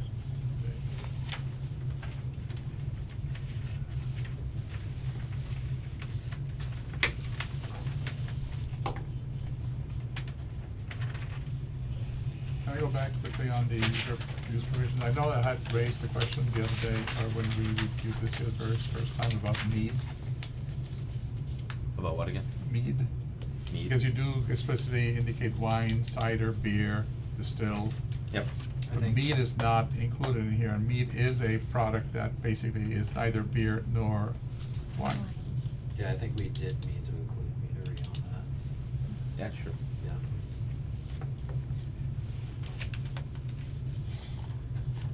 It's a fermented. Fermented sugar based from honey, which is very different from malted. Well, if I simply change, rather than saying wine, cider, or beer, or distillery, we could say wine, cider, beer, fermented alcohol products, or distillery, and not list mead per se, because Is there any objection to having mead in it? Yeah, As a just add mead. beekeeper? It's just easier to just add mead. And Fine, ju- fine. It's fewer words. And just to. But I like lots of words. And just to note for the purpose of the public on these uses, some of these uses that seem more intensive, this is just zoning we're talking about here. This, to Bill's earlier point, this doesn't automatically make somebody able to go and do that business, and this number 7 here is a good indication of that, because that also requires state licensing. Mhm. And to the extent that that somebody was looking at a distillery operation, that requires approval from the federal government, and in order to get that approval, that has to be signed off by your local fire chief. So, I just don't want anybody to walk away from this with the sense that, oh, well, this is all stuff that somebody's gonna be able to do automatically. It's not. There's still, we're removing a zoning hurdle.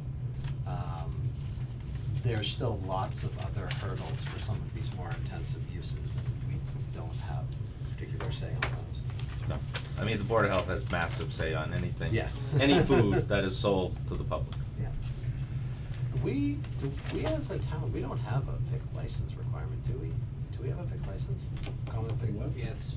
We do have a Mass VIC general license law. requirement? Oh. Yeah. Yeah. Okay, so yeah, so then that is being regulated anyways. State sanitary code. Yeah. Oh, yeah. You handling this, Alright, so moving on.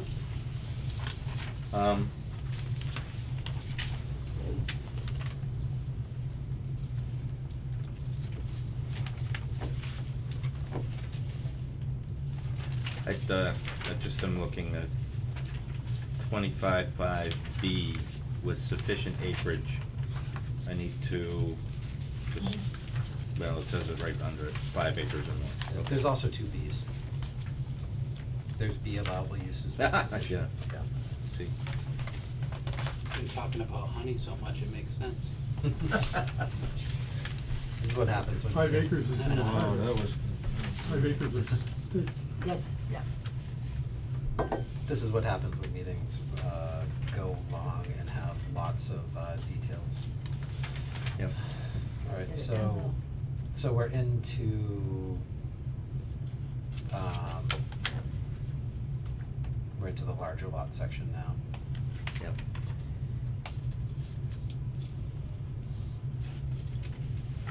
Didn't. I Christmas- added item 2 up Okay. above, open areas suitable for temporary parking of no less than 100 vehicles, which shall not include any land within a right of way and shall include maintenance and emergency vehicle access, so I added that one. And just to remind everybody of our discussion on that, we had evidence at our last meeting about what the average parking capacity of an acre was, and it was way higher than I think we expected, so, that was where those numbers were coming from in that particular parking requirement. Oh, everything on this has been discussed more than once. Oh, yeah. Alright, so any questions or objections from the board on, the sufficient acreage section? No. What page you on? Right here, 5? Yep. right here. And we'll take public questions from the end. I just wanna make sure we keep the pace moving here so that we're not here all night. Right, so, continue. allowable uses by special permit. And again, almost all of these will require multiple levels of local and other permitting. Certainly, if you're gonna have a farm restaurant, you're gonna be in front of the Board of Selectmen and the Board of Health. Special events, concerts, rural campgrounds. Seasonal butchering services of animals not raised on the premises. That's a special permit. Yep.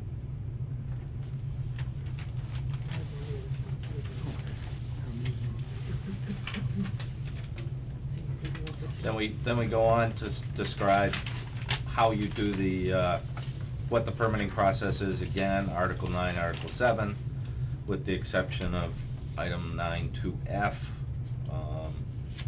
and the environmental and community impact analysis shall not be proposed.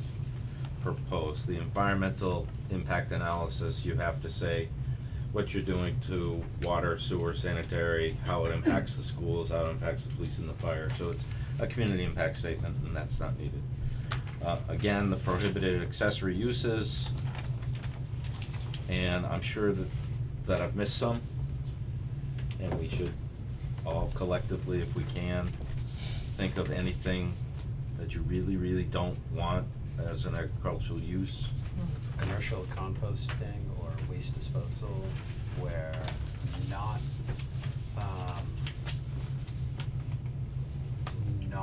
essential to the primary farm operation, with materials imported in from offsite.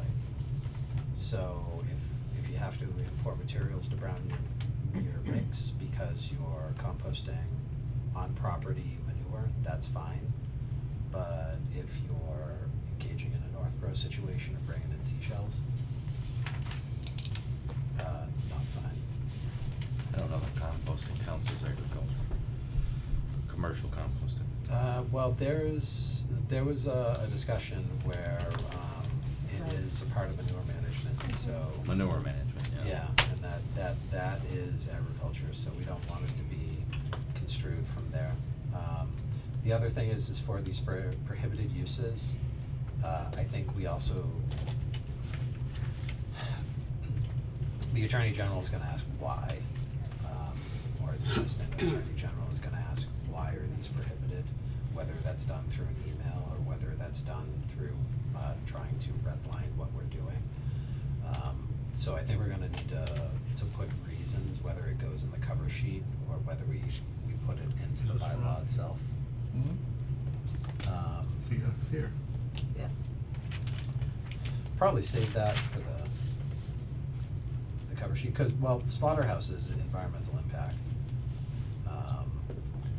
And it requires, the commercial slaughterhouse requires a state permit. Yeah. Mm-hmm. Fur-bearing animals pretty commonly known to be a very bad thing. How about fear-bearing animals, like it's written there? Yeah, Yeah, they're yeah. not Says fear. It says FUR. No, it doesn't. No? Here it No, says no, FUR. later. Later on in the sentence. I mean, I thought it was a joke. If I was gonna be skinned, I'd have fear too. Hermes are vicious. And Alright, so you found one. Well, and there's good reason to avoid that too, because we're in an ecologically sensitive area, You don't and want any fear. I think what the lesson that should be learned from Florida is that we're all one storm or weather event away from having whatever is kept here being released into the wild. Yes.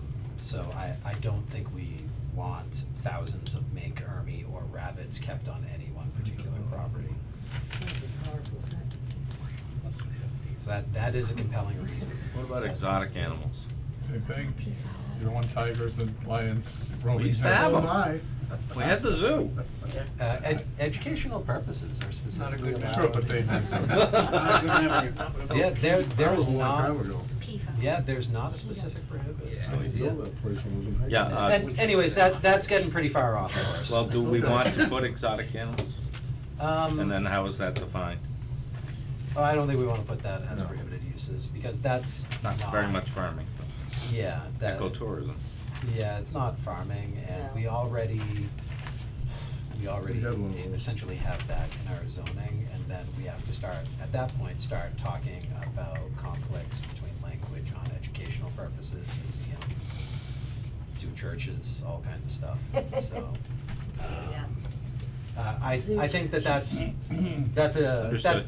that's a tangent where the juice just isn't worth the squeeze. Okay, so just to clarify on this, prohibited uses, do you want me to put a statement in the bylaw to say the board has found that the following uses are not consistent with the intent of the zoning bylaw and this section and the protection of blah, blah, blah? Let's just go with environmental impact as the justification. Found not Compatible with environmental regulations. to have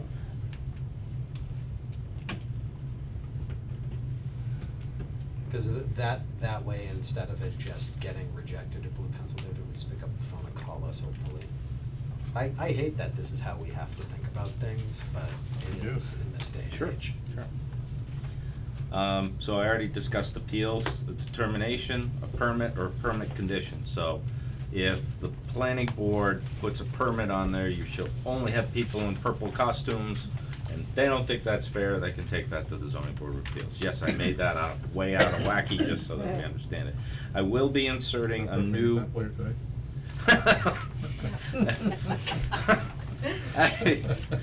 Thanks. I'll be inserting a new 25.7, which will be called enforcement.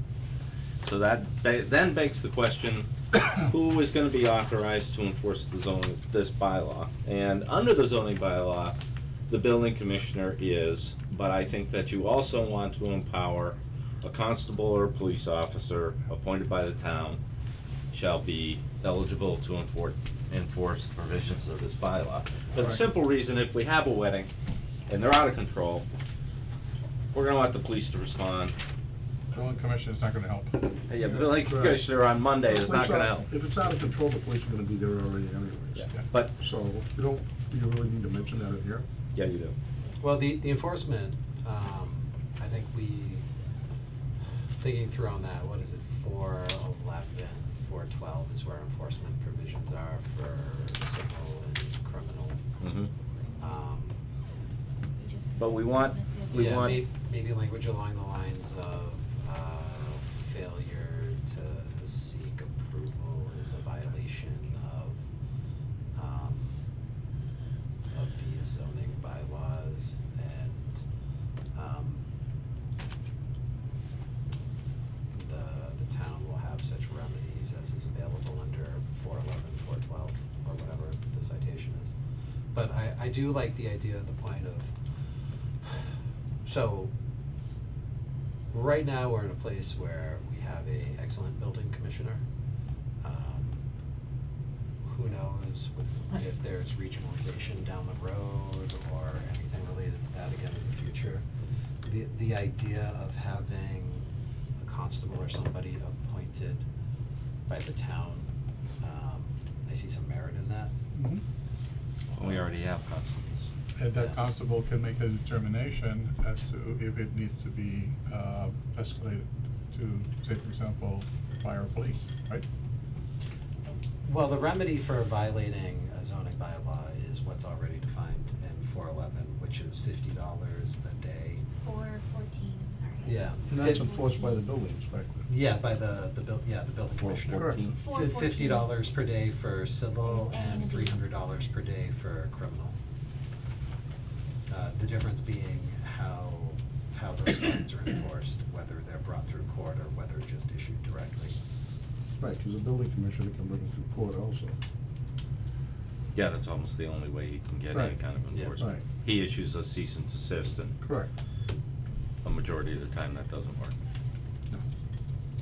Yep. We'll go public comments at the end, just so we can get through.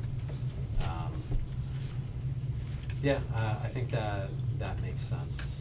That's it, severability. Okay, so that's severability. So, I guess to talk about what I would like to do, from here, there is still a little bit of work to do here. but we need to be cognizant of the calendar, and we're also gonna get another pass through this in excruciating detail. And at that time, we also will have had the benefit of town council, and doing the amendments that we do here now. So what I would suggest, is, and I'll do one more call for public, if anybody has quick comments, very quick, succinct, on the point comments. But after that, that we then, that I then entertain a motion to advance this, with edits, and the edits will be, Bill and I will do the edits and then transmit it to the select board, for them to review and then refer back to us to hold for public hearing. And also for them to authorize town council's method to review. You're gonna want a motion. Yeah, so I'll ask for that motion in just a moment. But because I said I was gonna save some comments at the end, keeping in mind, we've spent way more time on this than we need to. If anybody from the public has any succinct comments, please, now's a good time. Yep. I disagree about need to. This is a very important law. We need to. There's a whole chapter 31 agriculture law in our books already. Have you reviewed conflicts? No, And that's local bylaw, it's our laws, yeah. local bylaws. There's many places in here where we use the phrase, including but not limited to. That's not a great way to write a law. That means Agreed. anything can be done. Has our Thought I got those town out. attorney reviewed this? Not yet. Nope, that's the next step in the process after referring to the select board. Regarding enforcement, you need to think about enforcement from the day someone comes in with an application all the way to trying to break up the party a year later. You can't just think about enforcement at the party. On permits, procedures, and authorities, it's mentioned several times that things are is by right. But then, as you read through all the uses and everything, that phrase "by right" is never used again. Or at least I could never find it.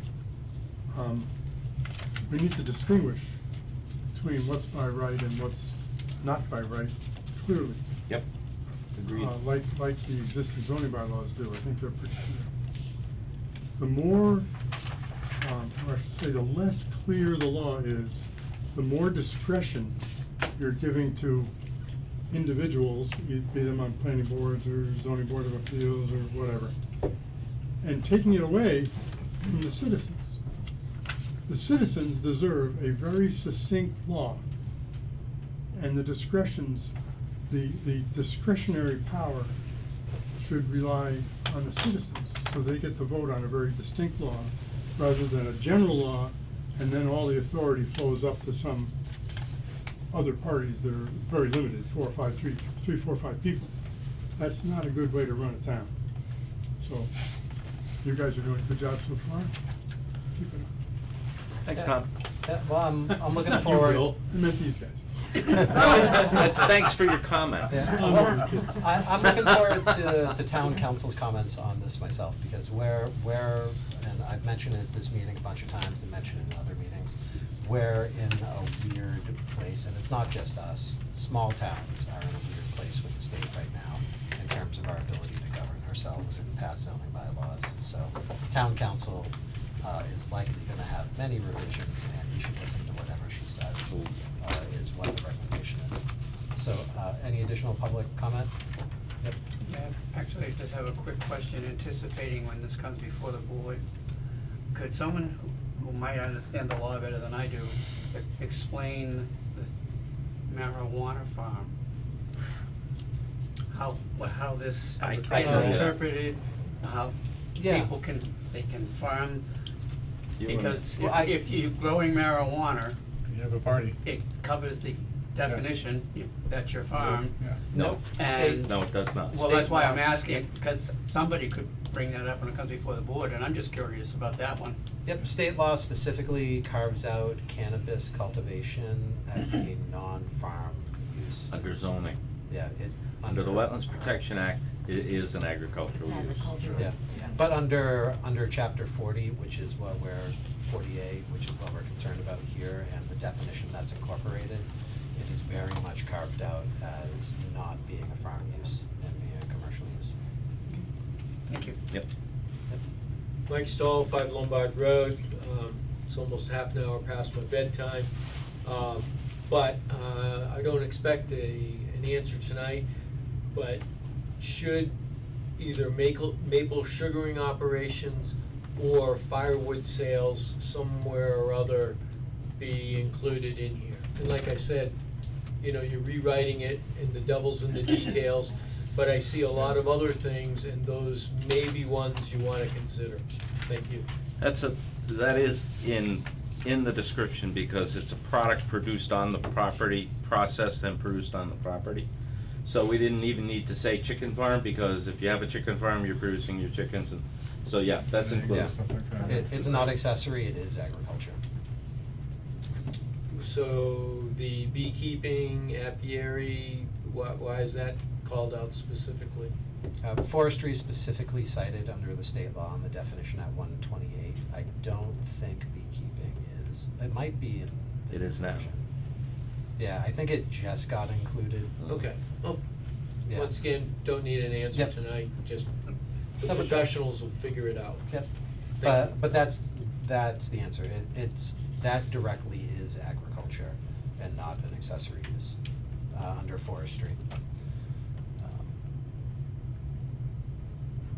All right, any additional? Okay. So how about a motion from the board?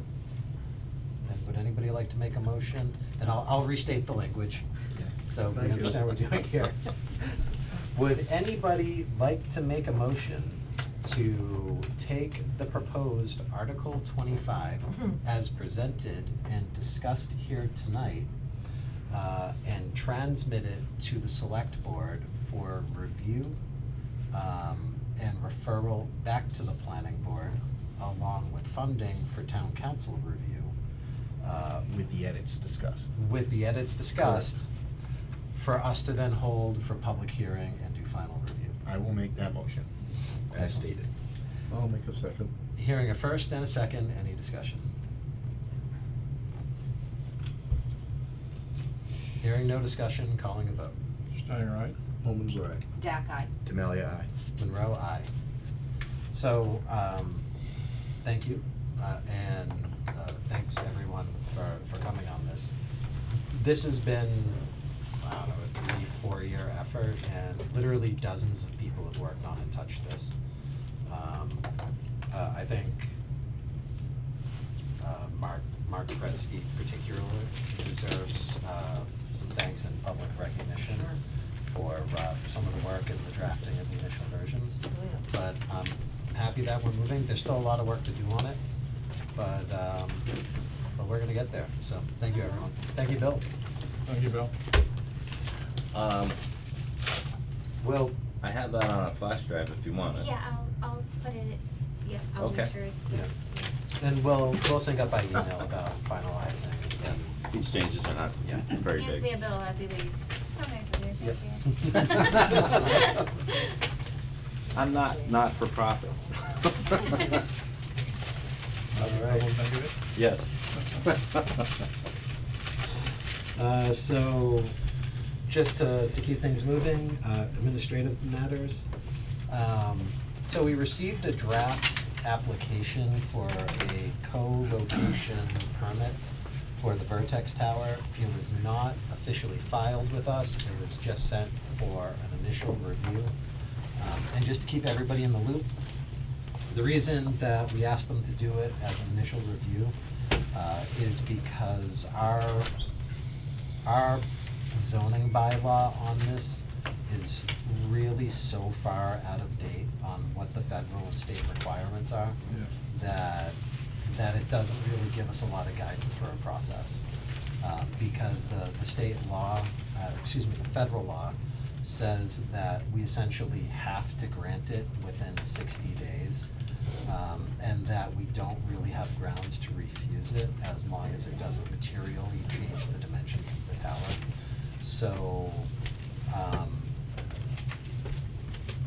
we need to figure out how to work with that, because that's obviously wildly different from what we have in our bylaw, which is we require a special permit, a full special permit with site plan review and environmental analysis and all of that under the waivers. So we're working in the office to try to figure it out the best that we can. And the way we chose to do it is through, by essentially doing a pre-sub meeting, where folks sent us the stuff, we took a quick look at it and said that this will probably be complete. Places Associates looked at it, on the planning board's behalf, and provided some feedback on the application, so it is going to get sent to us most likely when construction finishes on the tower. And when it does, we're only gonna have 10 days to say if it's complete or not, because the timeline is super abbreviated. Which is also why we did pre-sub, because if that was to come in like tomorrow, we wouldn't have 10 days before we met again. Sorry, And For the, they're stuck together. yeah, cause they were so warm when I put them It in might there. have to Because take it's two. so hot, Yeah. yeah. And Oh, no. it's tough with everybody's schedule, so I figured at the very least it was worth getting our consultant to take a look at the draft and decide whether or not it was gonna be complete when it gets filed. Because there's a good chance it would get filed and happen in a way where we wouldn't have time to formally accept or reject it, so. I think we did the best we could to protect the town's interest on this, given the fact that it's a challenging situation with our outdated bylaw. Bill, I don't know if you have any follow-up comments on that summary or your review? Well, I did a pre-submission review of all the documents. First they said, what do you want to see? They sent that through the chair. And then I sent a response document to the chair saying, I believe we need to see the following.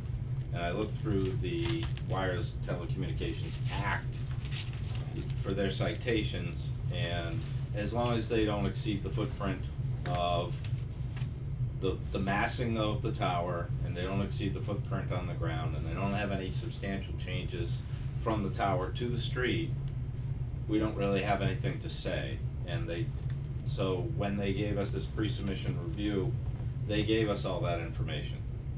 So I've already said, that's what the little envelope I passed out was, I've already said that what they have done to date seems to fall completely in line with what they are required to do, and I agree that their pre-submission review materials are substantially complete. And all that material is available to everybody in the drive. It was in your meeting preparation materials. So you I can. had a question about, I was reviewing some of that material, Bill, maybe you can comment, talked about height limitations, not to exceed 10% of the existing tower, and I know existing means permitted in this particular Yeah. case. But it referred in a couple places to the existing AT&T equipment. In a couple of places, I'm not aware of any AT&T equipment that's been approved or submitted. Can anyone enlighten me on that? I Yep. can. Yeah, there's want me? not. So yeah, that was noticed by Mr. Murray also, and we sent that back as a question, and the response we got back is yes. There isn't AT&T equipment yet, but you should essentially be expecting an application from them soon too. Oh, okay. They divulged something. Well, So, it's so not does that- that mean the AT&T equipment would be, Proceeding? let's say, higher on the tower Yes. as Yeah. compared to the Verizon equipment? That is their response, yeah. Yeah, and that was originally discussed in Vertex, yeah. I take you have AT&T. That was originally Well, discussed. that's a high note. We win. Not that I care, I don't care, I hope we get Well, no one goes Sprint back on to there pay as well. for it. So, that was originally discussed in the Vertex application because, you have, under our bylaws, you have to discuss the first equipment to be located on it. And they mentioned that they were in the process of contracting with AT&T. I believe in order the to satisfy that. AT&T is permitted as part of the initial permit. Mhm. Yeah. Because Well, even- that's what I was even under- suspecting, but I don't recall that, I wasn't on the board Under at the that time. federal regulation, they have to identify at least one carrier in order for it to be a valid application. Oh, they That- can't that just is spec? correct. Yeah. No. Well, isn't that what's happening down your way? Total spec on the Demalia property, isn't it? There's no location vendors on that tower that I'm aware of. We haven't received any applications yet. About when the original I spec thought came that they to had us. it, No, there was a contracting statement that was Right. attached that apparently was legally sufficient for that. Right. Where they declared that they were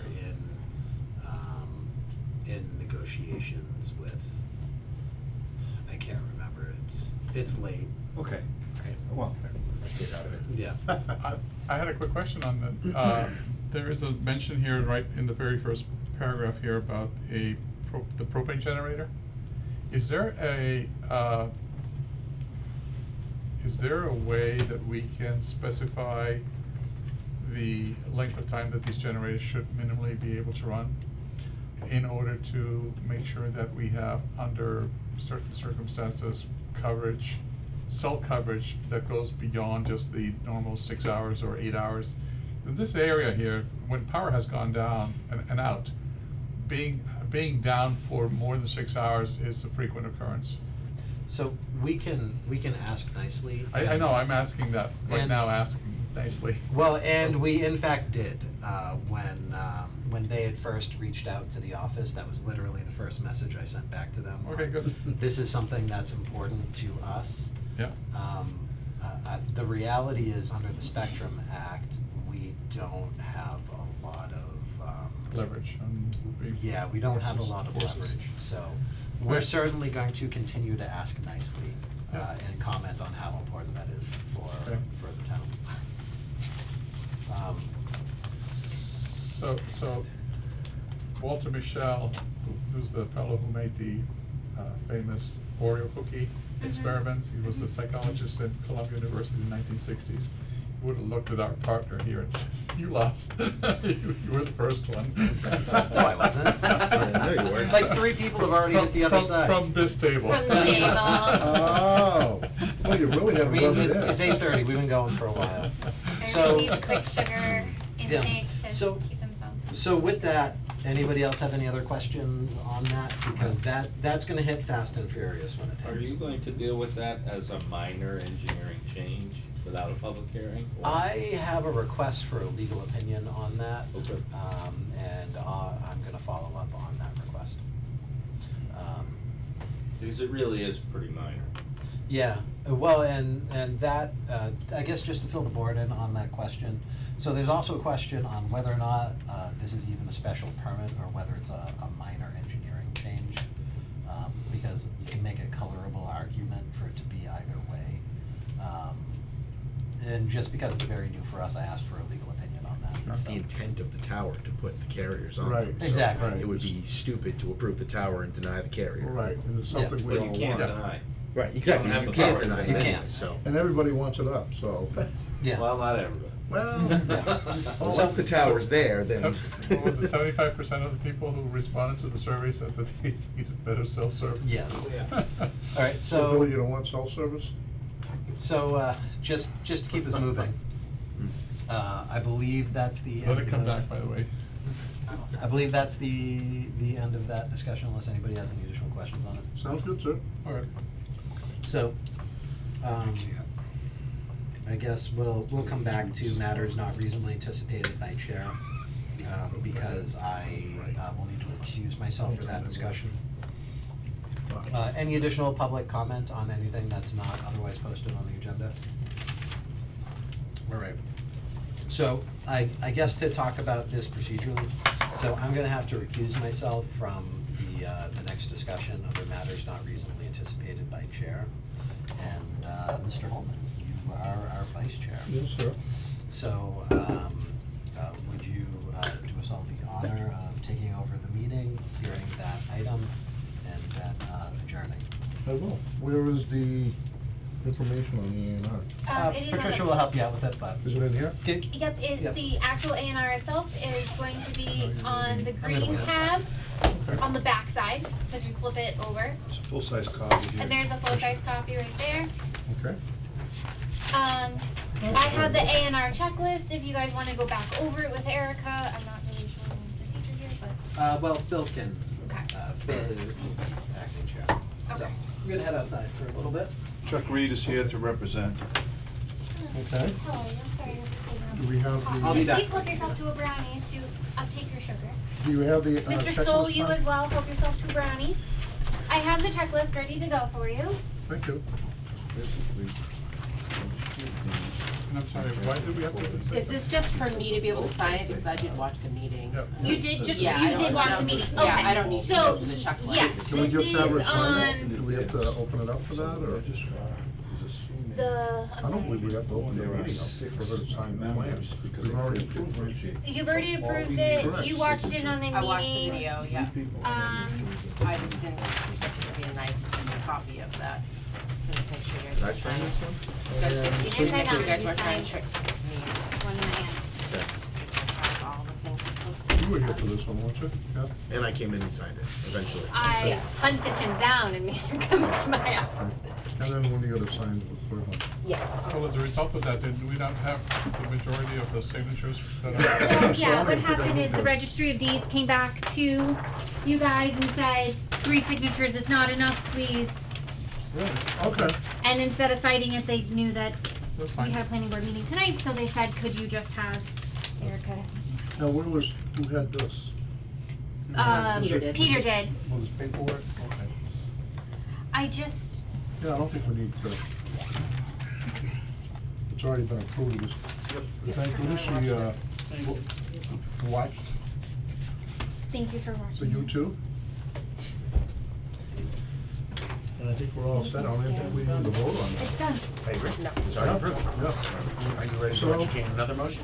I will entertain the last motion of the evening. I will make a Is motion every- to no, wait a adjourn. minute, wait a minute. Wait, sorry. Is everybody all set? wait, Is there anything else you need to bring up? Anybody? Public comments? Yep. I thought the chair had already asked for public comments. Yep. Yeah, Yep, but so, he has to okay. close the meeting, Go ahead, so. I'm ready.